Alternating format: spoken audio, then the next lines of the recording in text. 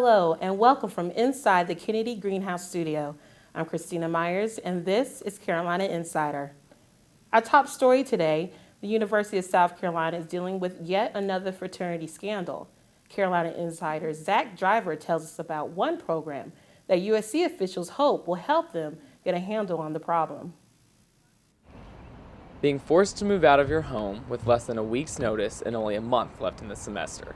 Harsh realities that the members of Sigma Chi faced recently after a serious hazing incident took place inside their house in Greek Village. But Sigma Chi is only part of a bigger problem. They're on a laundry list of USC fraternities involved in some type of major conduct violation. Drinking, hazing, and drug abuse all contribute to the problem. Sigma Chi is the fifth fraternity to be closed or suspended since 2014. The ongoing conduct violations have USC searching for answers. Last spring, they hired a consulting firm called Plaid to better get a handle on the situation. The consultants were hired to work directly with chapter officers, assessing how the fraternities are being run and how they might better engage with their members to avoid conduct problems.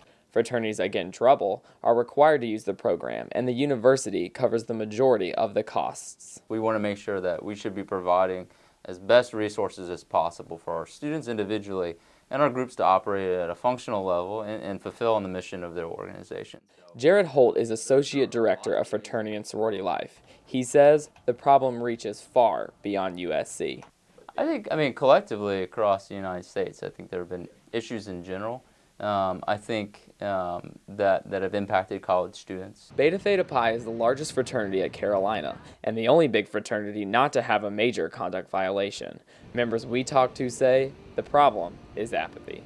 Just not checking each other and holding each other accountable for what they do, and it gets out, and that's how they get in trouble with the system. Life returns to normal for Greek students at USC, but the removal of Sigma Chi is a reminder that the culture must change. Zach Driver, Carolina Insider. As it stands now, fraternities with serious conduct code violations can choose to participate in the Plaid program, or they can opt to leave campus.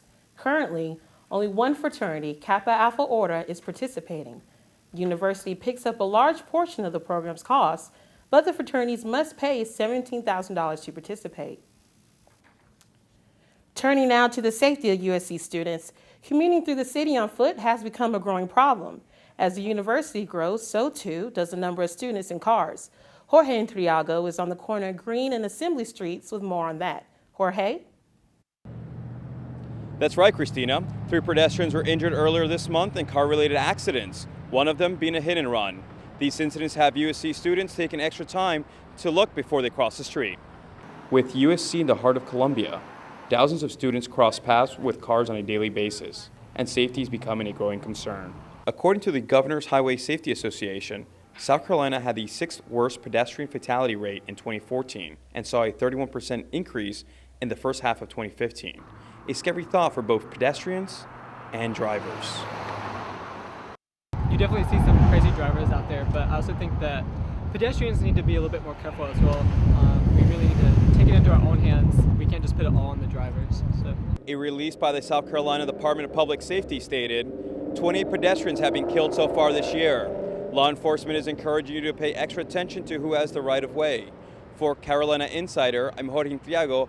Back to you, Christina, in the studio. Thanks, Jorge. Safety concerns of another kind are bringing men and women out tonight to walk for a cause. Residents from across the Midlands will gather together to walk against sexual abuse and violence. Sexual Trauma Services of the Midlands is hosting their annual Walk a Mile in Their Shoes event at the South Carolina State House.